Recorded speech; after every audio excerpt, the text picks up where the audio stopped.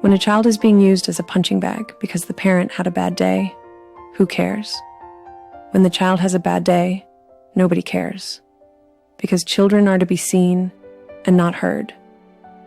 Just read your Holy Bible.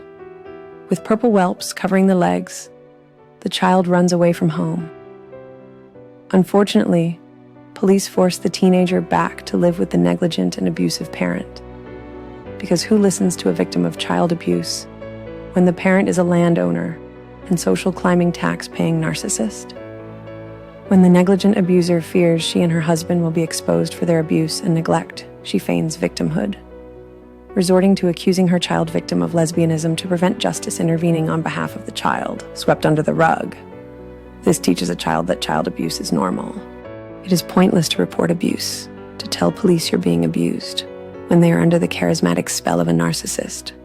And just when you begin to rise and show the deputy the bruises covering your legs, they snap at you, the victim.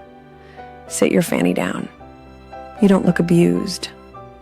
The narcissist parent is standing there, smug, confident, that once again she has snowed the county authorities and can talk her way out of anything. No law applies to her. She is above the law, and you, as her offspring, have no civil or human rights, and she can do anything she pleases. When juvenile officers investigate, she plays on their hatred of homosexuals to divert focus off herself, accusing you, the victim, and the cousins whose mother reported her to Child Protective Services of being lesbians. Of course, I had no idea she had resorted to such an absurdly dishonest tactic until an investigator arrived at the high school, calling me and my cousin to the office. We sat down and for 20 minutes were interrogated about our relationship. We did realize they were somewhat odd questions. Then finally, he came right out with it, dismayed. "You're both not sexually involved with each other?" Me and my cousin Shelley looked at each other in shock and astonishment, speechless for a few seconds. Of course not. Taken aback by such disturbed allegations, I would soon realize DSS ignores when a child beater parent is caught lying to them. They simply wipe their hands of it and tell the child they're forbidden contact with their cousin because nobody cares about the child's welfare. Forbidden contact with a cousin, the only human outside of the narcissist's web who had the sense to recognize child abuse when she saw it and report it to authorities. But they did nothing.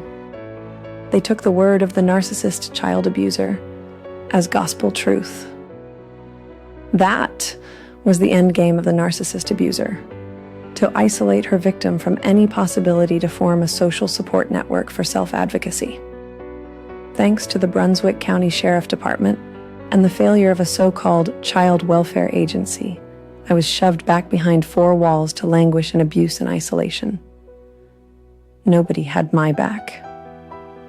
Regularly subjected to narcissist psychopathic outbursts, their need to use my body as a punching bag to alleviate their stress and vicious triangulation mind games, enjoyed with total impunity.